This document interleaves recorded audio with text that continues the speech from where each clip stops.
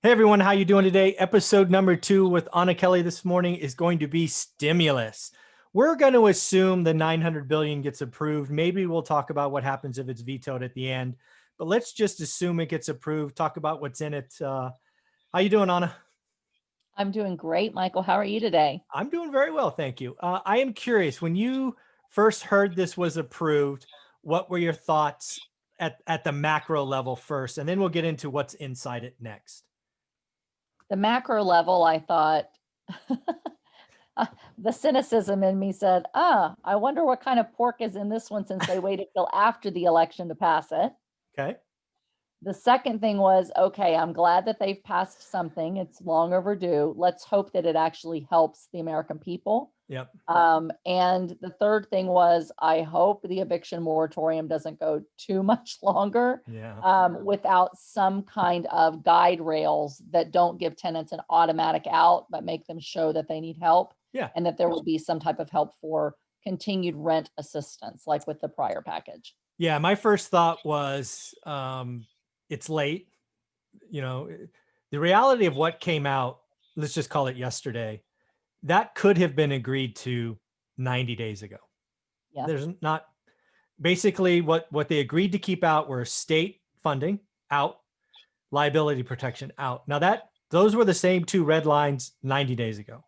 The fact that it took 2 continuing resolutions, extension of days, the fact that it took to the last minute to produce a 5,000 page thing attached to a $1 trillion budget is bad pool, dirty pool, in my opinion.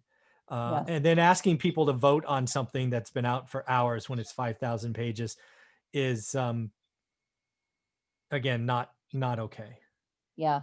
It really bothers me too, Michael. And it's not a party thing. It's No. just a general thing. It's like with Obamacare. We're still arguing over Obamacare years and years Yeah. later. And the reason is because they were given multiple thousand pages of documents and forced to sign out without reading it.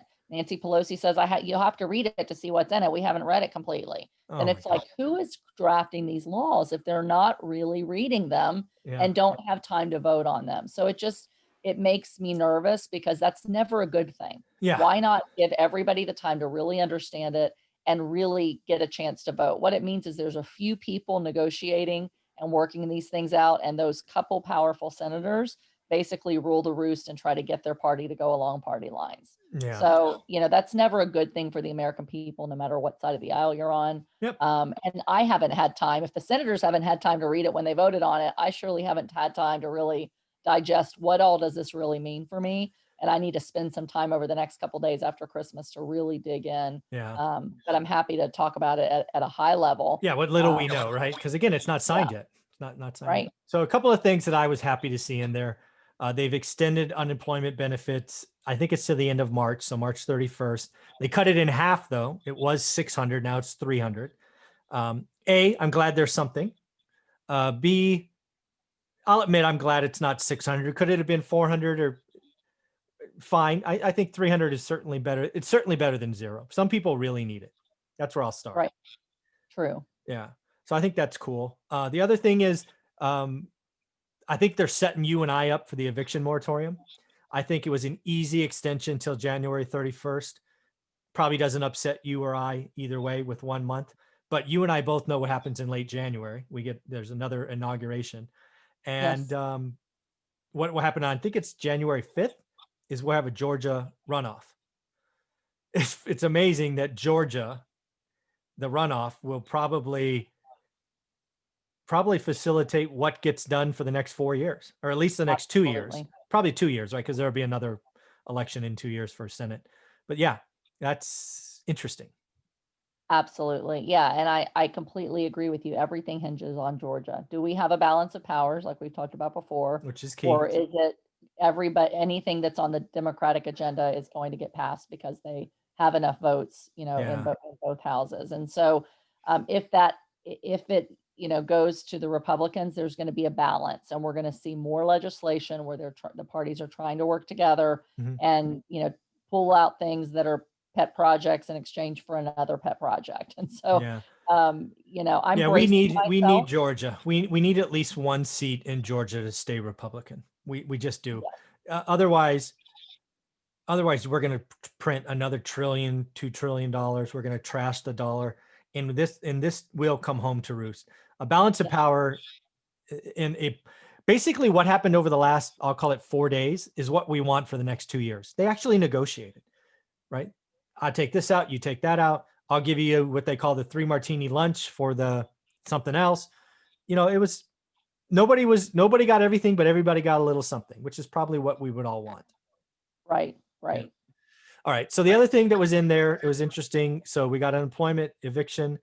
They got PPP loans again, with a little bit more restrictions this time, which I liked. I thought too many public companies got them, too many companies that could raise debt or sell shares. So I think again, what I've read is they've limited to 100 employees or less.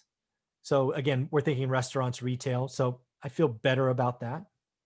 Yeah, me too. And I think I read that it is no publicly traded companies can get this next round of PPP. Yep, me too. And they are doing more for restaurants, which I think is really important. I think it's restaurants and hotels. And again, this was very high level summary that I read. Hospitality, so I don't know the details, but those that are in that sector are going to have more help. And they're the ones that really need it right now in our country. And it'll go a long way toward, helping those owners to hopefully be able to bring back employees. And also with the unemployment extension, being able to help those employees who are laid off. One that was passed that I will admit to being upset about was, I'll call it a bailout for the airlines. I think it was $15 billion. Now the give was, you're going to recall 32,000 flight attendants and pilots and things. So at least there's a give on the other side, because it really is, they're basically funding their employment. I'm not a big fan of that. They're publicly traded companies. They can issue debt. The fact is we may have too many airplanes flying around. And if you have less of them, you can raise prices, and you know what? Airlines could be profitable. So I think the business traveler is not coming back. And I was one of them. I have platinum status and 1K fly. I mean, everything. And I can tell you, I've talked to dozens of people every month in my old industry, and they're like, dude, we're not flying anywhere. So they're going to be less profitable. And I don't like bailing people out that are going to lose money. So I'm not a very big fan of that, but I guess I get it. Yeah, it's so hard, Michael, because in such a global pandemic, a global thing, there's so many different industries and people impacted. And while I think, PPP was a good thing, they were able to take advantage of that, and it was able to help anybody supposedly, no matter what size they are. We all know that a lot of those loans went to very large companies and publicly in hindsight, companies, yes. and not to the smaller, companies that really needed it. So I was glad to see kind of some pullback where publicly traded companies do have other options, and they're not going to just bail them out. So they tended to target, the airlines, which then it says, well, why not the other companies? Why then? So I kind of have mixed feelings about it. I mean, I think some help to stay afloat, low rate loans, for example, rather than we're just going to give you money. It might be better than just printing money, giving it away. And a loan, I could have gotten behind a loan, because then at least the company would have a choice, because again, they're public, and a couple of them did this. They can issue shares. They can sell shares. It was like with AIG.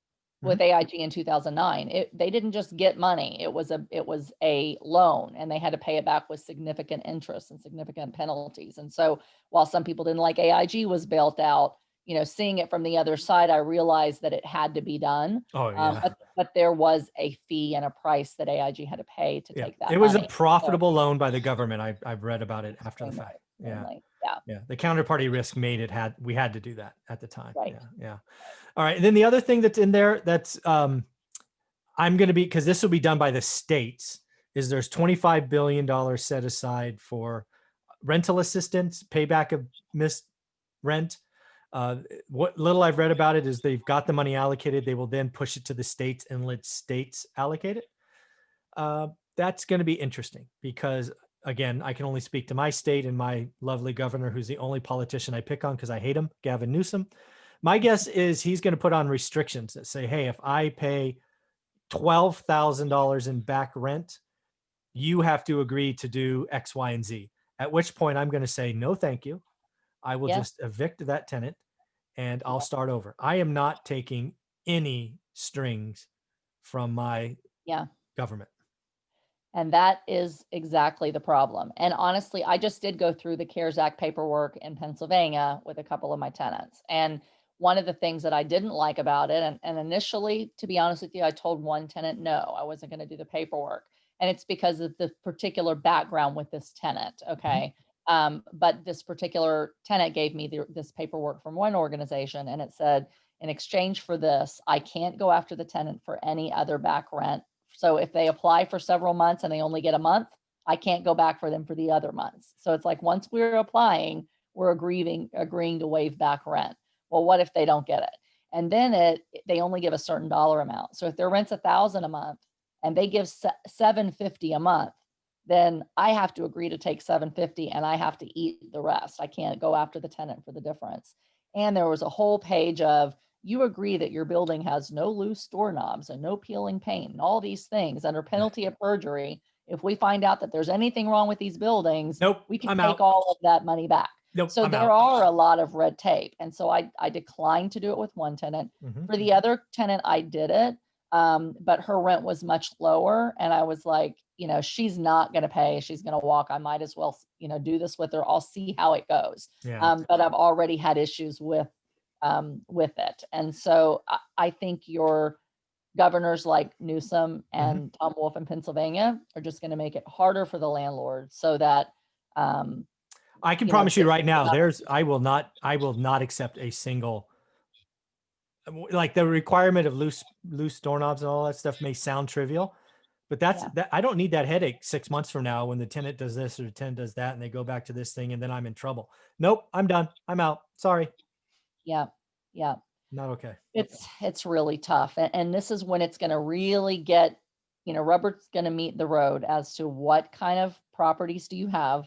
What's the tenant demographic, and how well was your screening when you moved people in? It's all about screening. Yes. For me, I have been a to B class area investor, C class, B to C class tenants, but they all have a history of paying rent on time, of paying their debt on time, of keeping their credit good, and find that that's important. And I know they have much less chance of going, there's an eviction moratorium, I'm not paying my landlord, let them deal with it. Yeah, I have one of those. Yeah. And hey, I have a couple across my portfolio, but for the most part, we've done a pretty good job. Yeah. But this is really going to hurt landlords who do not have really strong tenant base, because many of the tenants are just going to, continue to try to take advantage. Yeah. And then the last thing we'll close on this. So what is your guess? So I think we both assume this is not the last extension of the moratorium, right? This takes it to January 31st. I think we both think it's going to get extended at least one more time. What do you think's the magic date that they finally stop doing this? Either summer or the end of 2021. Yeah. Because spring brings new viruses, right? Yeah. So we already are hearing the UK has a new strain of coronavirus on its way that may not be, reacting to the vaccine. So are they going to shut us down again when there's a spring season of normal flu and other things? And if they do, are they going to extend it? So I just don't have a lot of optimism in terms of how quickly they stop shutdowns and allow things to open. But I think it's going to be in tandem. If they shut things down longer, they're going to do an eviction moratorium longer. If they open things up sooner, I think that they'll stop the eviction moratorium once business is back to normal. I'm going to pick September. And this is why. And again, really, it doesn't matter what the federal government does. As you and I both know, it's the state governors. Right. So naturally, I would think the end of the year, next year, but then all we're going to hear about is you can't do that around Christmas, and how dare you evict people around the holidays, and it's the winter and it's cold outside. And so end of the year is just a non-starter. But I can't fathom asking some landlords to take 2 years of no rent, because that's what it would be at that point if we pushed it to March 22. It's just tragedy happening. Yeah, I want to see the legislation and the language tied to the eviction moratorium and to the rental assistance, because when I saw what AOC proposed, earlier this year, which is forgive back rent for a year and we'll give you money, but you have to, do all these things. And if you don't, we can take your property. That was Yeah. like literally in what she was trying to pass. So one thing, just to throw it out there, we also see that there was, hundreds of billions of dollars of aid going to other countries for things like gender studies, so more countries got more money than the average American person is going to do. And I read an article today, I'll send it to you, maybe we can talk more about it next week, Okay. that talked about some of the things in the bill for these other countries that was aligned with the World Economic Forum's goals for the Great Reset. And we talked a little bit about this in the UN Sustainable Development Goals. So a lot of the things in this package actually move those countries closer to that. And one of their main priorities is wealth equality, an increased minimum wage, and home residency as a human right. And so essentially, it's very, very important to the world leaders, and in addition to the United States, and especially those further left, to make sure that that people cannot lose their home. They're not concerned about you and I as a landlord and how we're going to pay for it. They're just concerned that they can't be kicked out of anybody's home if they can't pay for any reason. And so I think we need to be aware of that, read the legislation, make sure that we are mitigating those possibilities, and at the same time being a good person. So just like you've said, someone's listening to this now and we might sound harsh, but we're good landlords. We try to be good to our tenants. We're not just kicking people out on the streets, but if they don't exhaust every way to try to pay, and they just say, sorry, there's an eviction moratorium, I'm not paying you, and Yeah. you know that they're still buying stuff and going out to eat and working, then at that point, it's incumbent upon us for our own livelihoods to replace that tenant with somebody that's going to pay and not take advantage of the system. Absolutely. All right. Well, with that, I will leave the stimulus talks, and hopefully next week we know more about it and we'll see if it actually gets signed. Sounds great. Thanks.